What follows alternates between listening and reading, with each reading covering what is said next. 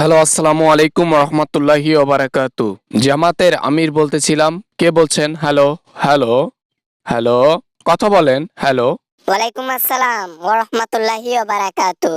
আরে হুজুর, আমি শেখ হাসিনা বলতেছি, ইন্ডিয়া থেকে। আরে হাসিনা, যে হাসিনা পালাই গেল না, সেই হাসিনা। হ্যাঁ, প্রথমেই চিনতে পেরেছি তুমি কোন হাসিনা। তা হুট করে আমাকে ফোন করার কারণটা জানতে পারি? হঠাৎ করে আমাকে ফোন করলেন। আপনি তো আমাকে ফোন করার কথা না। হাতি এখন গর্তে পড়েছে, এজন্য এখন চামচিকাও লাথি মারে। এই চামচিকার জ্বালায় এখন আপনাদের সাথে হাত মিলাইতে হবে আমাকে। আপনি কি আমাকে আপনার দলে নেবেন? মানে আমি ঠিক বুঝলাম না কি বলতে চাচ্ছেন। আমি ঠিক আমার দলে নেব মানে? বুঝলাম না, ব্যাপারটা একটু ভালোভাবে ক্লিয়ার করে বলেন তো। আপনার কথা কেন জানি আমি বুঝতে পারতেছি না, কি বলতে চাচ্ছেন? না মানে বলতে চাচ্ছিলাম যে হুজুর, আপনি মানে আমাদেরকে এক করে দেন, মানে আপনি আর আমার দল এক হয়ে যাক, এক হয়ে আমরা নির্বাচন করি।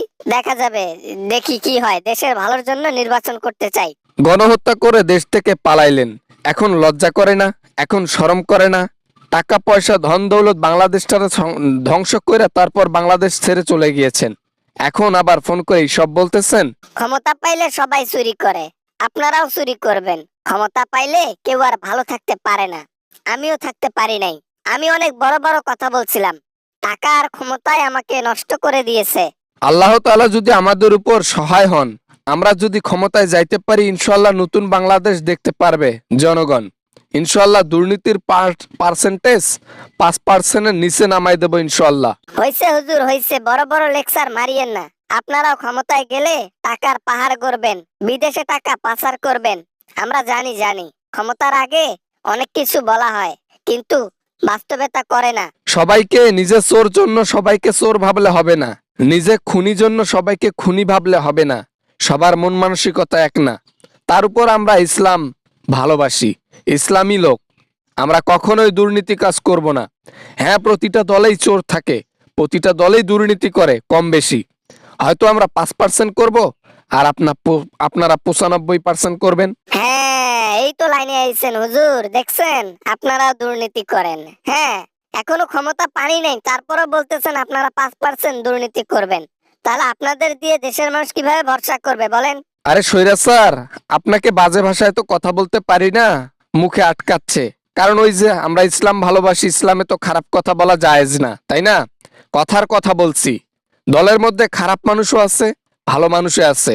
আমরা তো আর মানুষকে বুঝতে পারবো না কোনটা ভালো আর কোনটা খারাপ। যথেষ্ট যাচাই করে তাকে তারপর দেওয়া হবে তাদের পাওয়ার বা ক্ষমতা।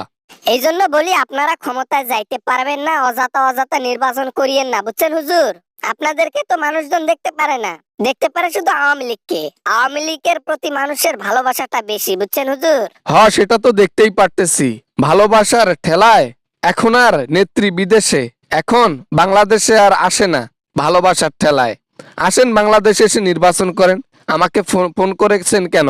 দল হলো তিনটা, আওয়ামী লীগ, বিএনপি, জামায়াত।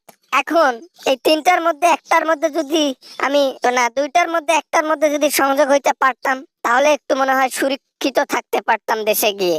এটা কখনোই পসিবল না। একজন স্বৈরাচার, একজন খুনি, একজন গণহত্যাকারীকে দেশের মধ্যে কোনো অবস্থায় প্রবেশ করতে দেওয়া হবে না, গ্রেপ্তার করতে হবে। ইনশাল্লাহ সেটাই করবে দেশের সরকার। আর ফোন রাখেন এখন। স্যার, তাহলে কোনোভাবে হয় না? আমরা এক হতে পারি না? দেশের জন্য অনেক কিছু করেছি, সেই ক্ষেত্রে একটু যদি স্থান দিতেন ভালো হইতো। এতক্ষণ যে আমি আপনার সাথে কথা বলেছি, এটা আপনার কপাল, ঠিক আছে? তাই ফোনটা এখনই রেখে দেন। যা বলেছেন ভুলে যান। আর যদি বুকের মধ্যে দম থাকে, সাহস থাকে, জনগণের সম্মুখীন হয়ে নির্বাচনের কথা বলেন। বাই।